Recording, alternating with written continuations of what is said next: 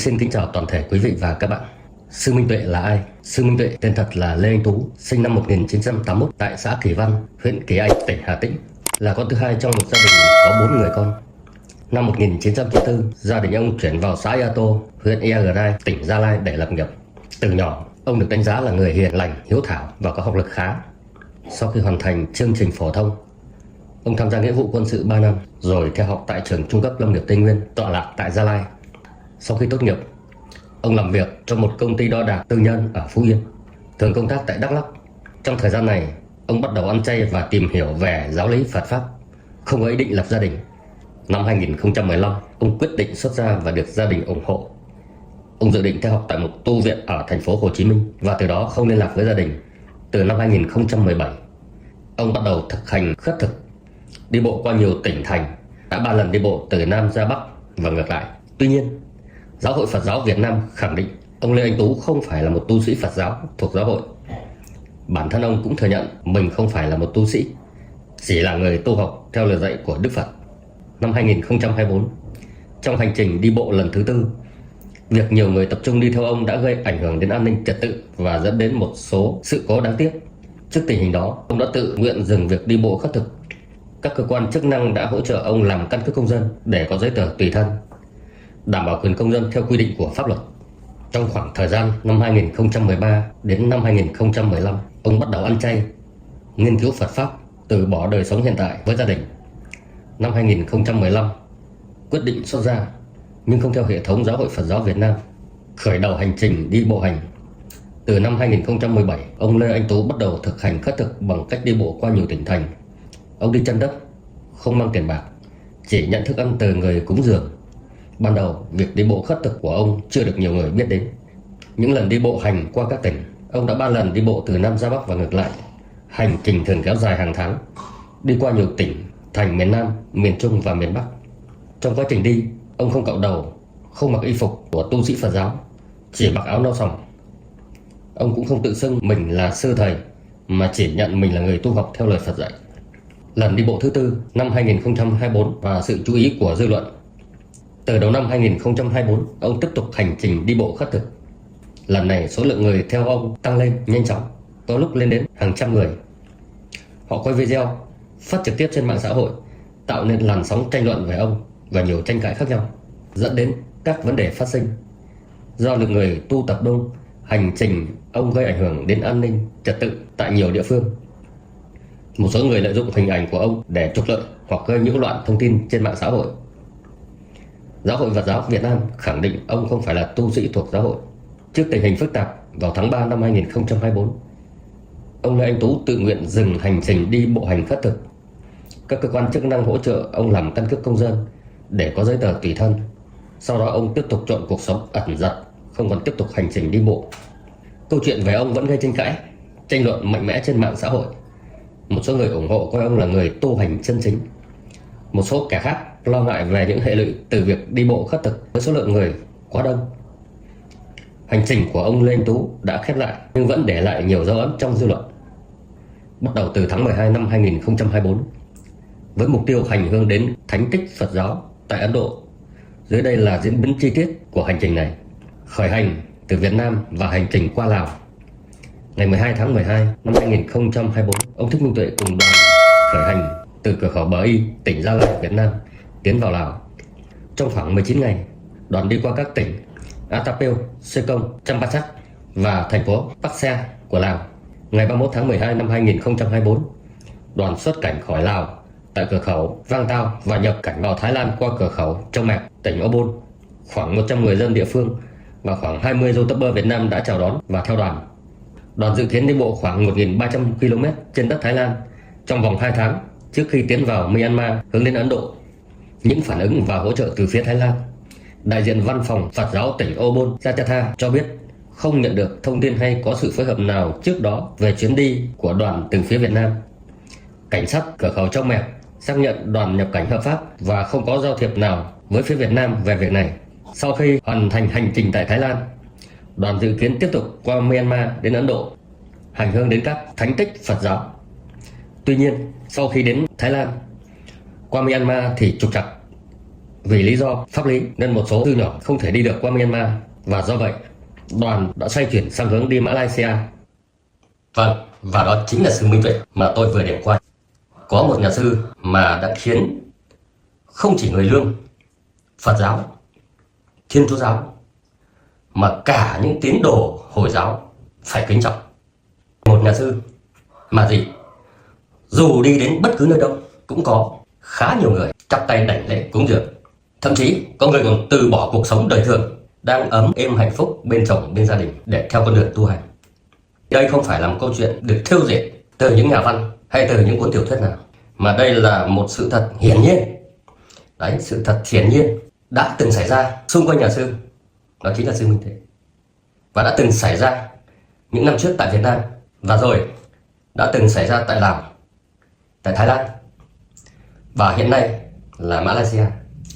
Câu chuyện có thật này khởi nguồn bắt đầu từ đâu? Thì chính là được khởi nguồn từ những chuyến bộ hành.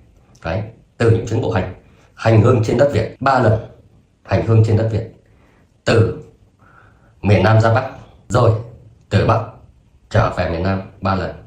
Tiếp đến lần thứ tư là gì? Lần thứ tư là sư và đoàn của sư bộ hành hướng về miền đất Phật qua Lào, Thái Lan, và hiện nay là đang trên đất Malaysia. Thế thì đây không phải là một sự tò mò hay ngẫu nhiên, mà đây là gì?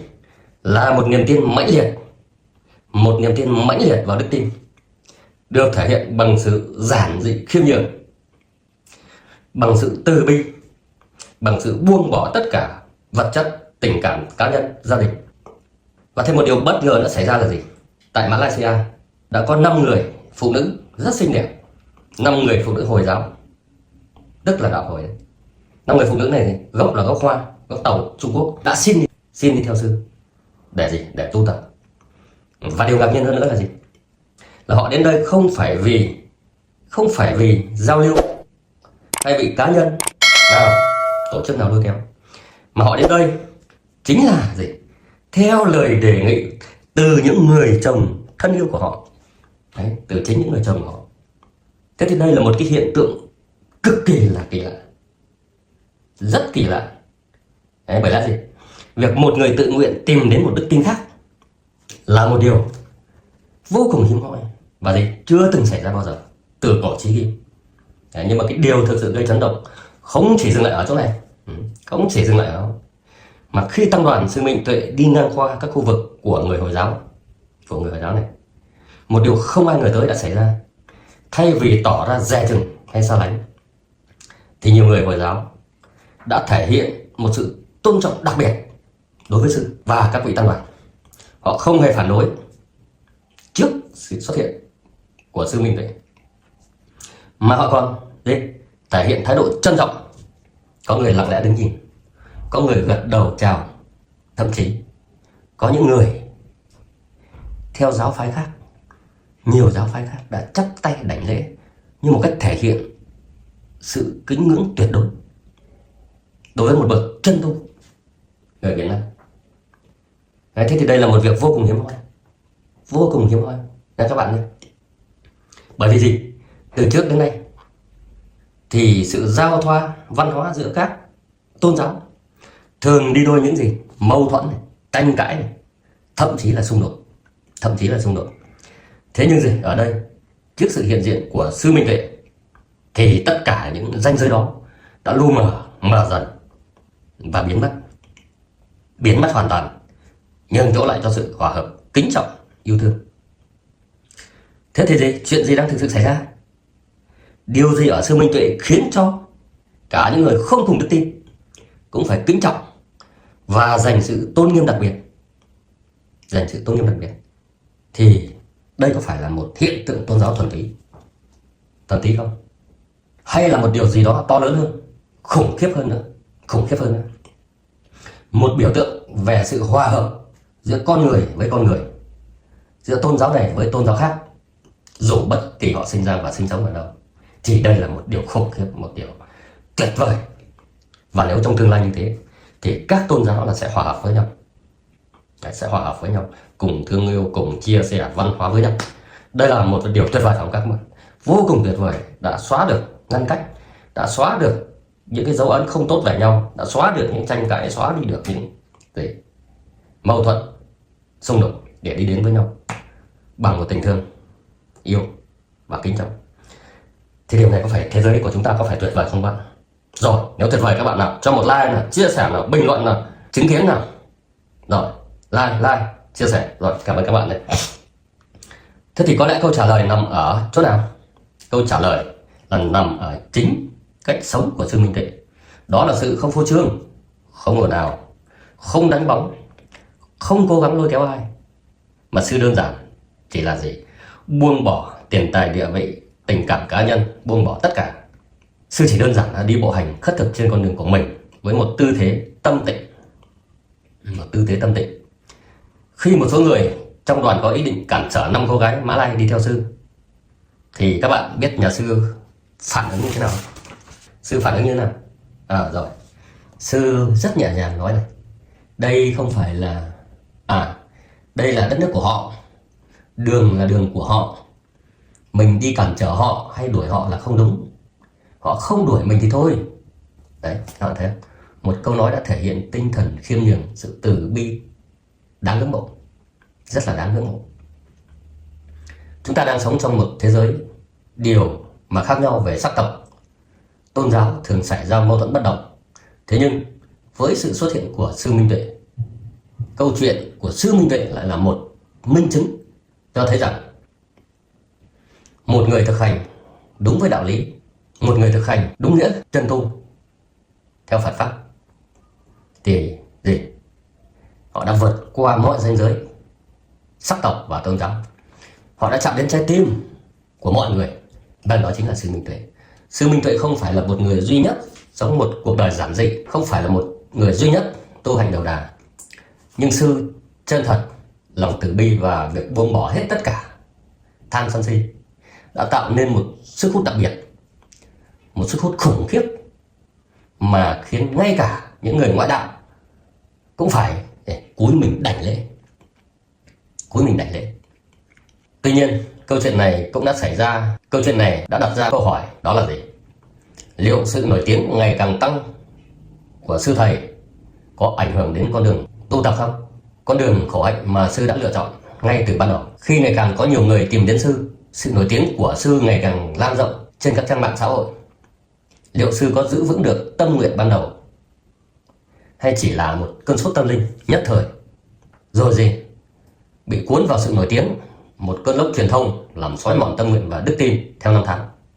Rồi, những gì xảy ra các bạn tiếp tục theo dõi thì sẽ rõ. Nhưng dù câu trả lời là gì thì có một điều hiển nhiên rằng, một điều hiển nhiên và không thể phủ nhận rằng sư Minh Tuệ đã trở thành một biểu tượng cho lòng từ bi vượt biên giới, một minh chứng sống động trong một sự hòa hợp giữa các tôn giáo, và quan trọng hơn là một tấm gương về cách một con người sống mà không bằng danh vọng lợi lộc, tiền tài địa vị hay quyền lực, nhưng lại chạm đến trái tim của hàng vạn người.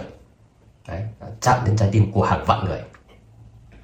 Đặc biệt là trong một thế giới và một thời đại với đầy địa vị, quyền lực, tiền tài đang làm cho vô số những con người phải vào tù ra tội.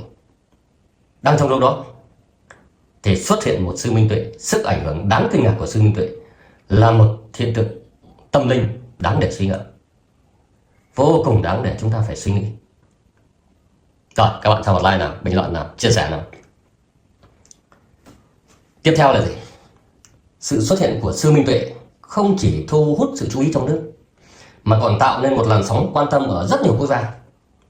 Hành trình tu hành của sư dù không ồn ào, không phô trương, nhưng lại có một sức hút mãnh liệt đến mức ngay cả những người không theo đạo Phật, nhất là những người ngoại đạo, những người có những tín ngưỡng khác nhau, cũng phải chi ít là cúi người chắp tay đảnh lễ và dành cho sư một sự tôn trọng vô cùng đặc biệt.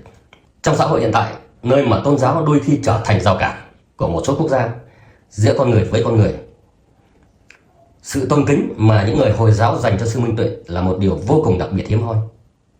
Một hiện tượng khiến nhiều người không chỉ ngỡ ngàng.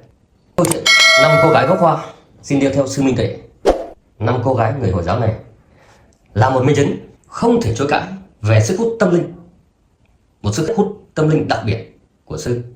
Họ không chỉ đến để đánh lễ, cúng dường theo phong tục, mà còn bày tỏ mong muốn được đi theo con đường tu tập, cùng với sư. Đáng chú ý hơn là gì? Những người chồng của họ, những người đàn ông Mã Lai Sinh Nha lại chính là những người khuyến khích họ đến gặp sư. Điều này gì đặt ra cái gì? Đặt ra một dấu hỏi nữa là gì?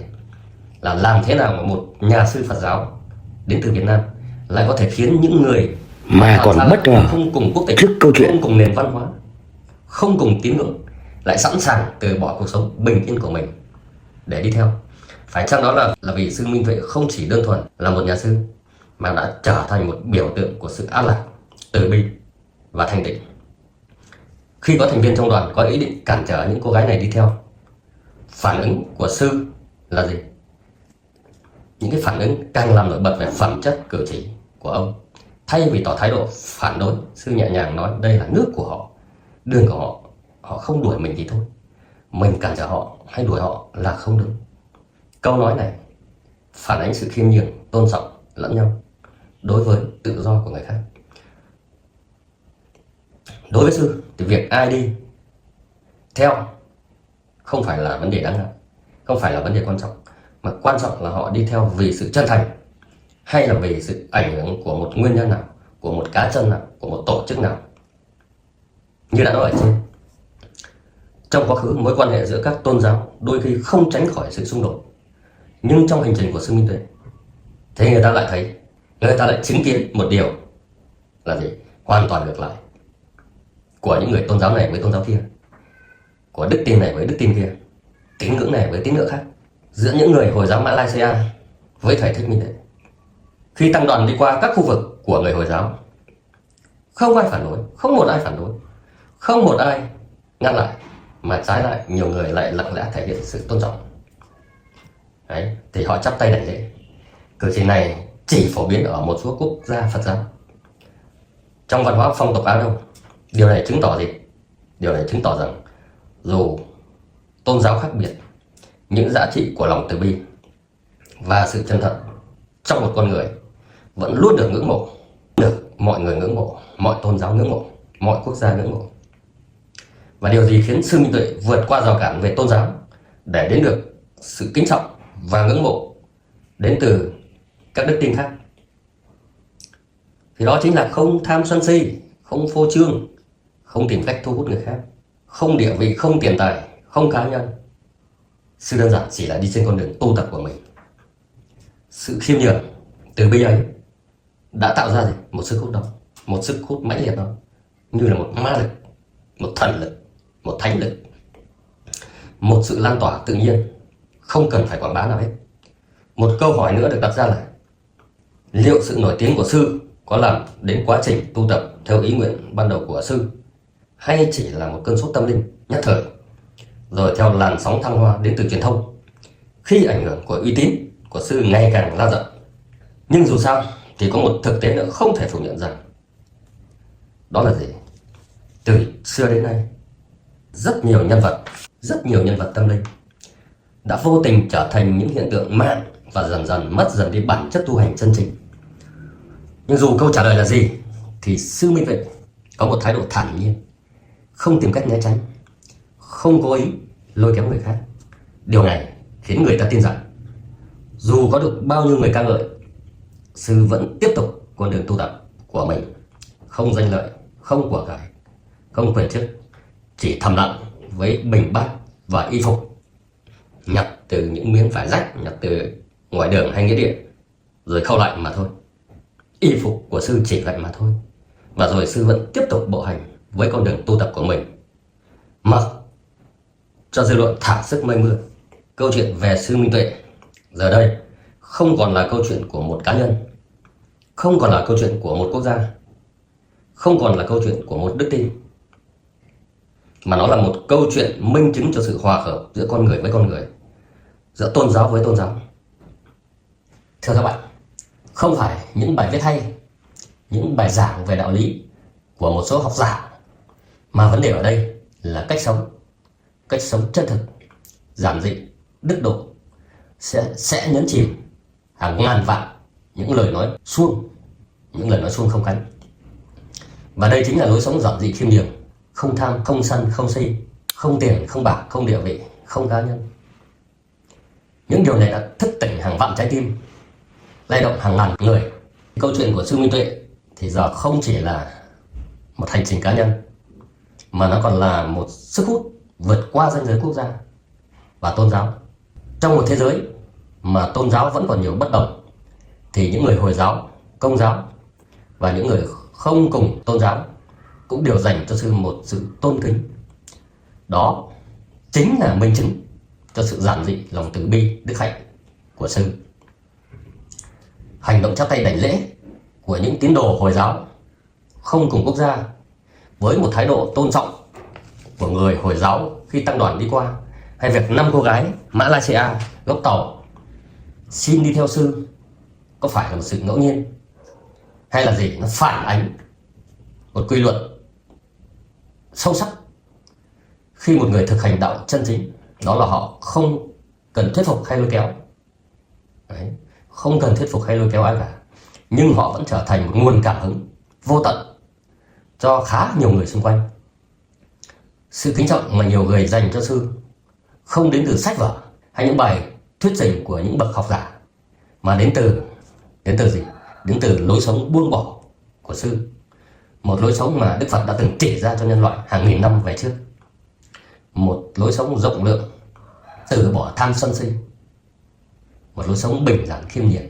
Một điều đặc biệt trong con người của sư là sư vẫn bình dị trước sự nổi tiếng lan rộng ra toàn xã hội ngày một lớn hơn. Sự khiêm nhường ngày càng tăng thêm. Sự kính trọng mà mọi người dành cho sư, nó cũng cho thấy rằng một con người tu chân chính trên con đường khổ hạnh đã không cần đến danh vọng, không cần đến địa vị, vật chất, buông bỏ hết tất cả. Sự hòa hợp giữa các đức tin khi gặp sư Minh Tuệ viết thành một trang sử mới mà từ cổ chí kim chưa khi nào có được. Đấy, chưa khi nào có từ cổ chí kim. Tuyệt vời không quý vị? Rồi, tuyệt vời, rất là tuyệt vời. Từ cổ chí kim chưa khi nào có được một trang sử hay ho như thế này. Rồi, mời các bạn cho thêm like, chia sẻ, bình luận. Rồi, và điều này là gì? Điều này còn có ý nghĩa hơn, đó là sư Minh Tuệ đã làm cho các tôn giáo xích lại gần nhau. Sự hòa hợp giữa các tôn giáo là một tín hiệu khá là đáng mừng. Cuối cùng, điều quan trọng nhất không phải là bạn thuộc tôn giáo nào, bạn sống ở đâu, mà là bạn sống như thế nào, bạn đối xử với người khác như thế nào, bạn tu tập như thế nào, đức tin của bạn ra sao. Trong một thế giới đầy rẫy tham vọng, tiền tài và địa vị, với nhiều mưu mô thủ đoạn, đặc biệt trong một thời đại mà mọi người đang hoài nghi về một giá trị tinh thần, hiện tượng sư Minh Tuệ là một tín hiệu tích cực về một thời đại mà con người, một số người vì tiền tài, vì quyền lực, vì địa vị, vì muốn làm cha thiên hạ mà họ đã bất chấp mọi thủ đoạn, dẫm lên giá trị đạo đức, đạp lên pháp luật, khinh miệt đức tin để hòng đạt được tất cả những gì mình mong muốn. Thưa các bạn, bài viết đến đây xin tạm dừng. Hôm nay mình chỉ nói về một sự tín ngưỡng đặc biệt của đức tin Hồi giáo. Bài viết của mình xin tạm dừng. Xin trân trọng cảm ơn quý vị và các bạn đã bớt chút thời gian theo dõi. Chúc các bạn một ngày tốt đẹp. Bye bye.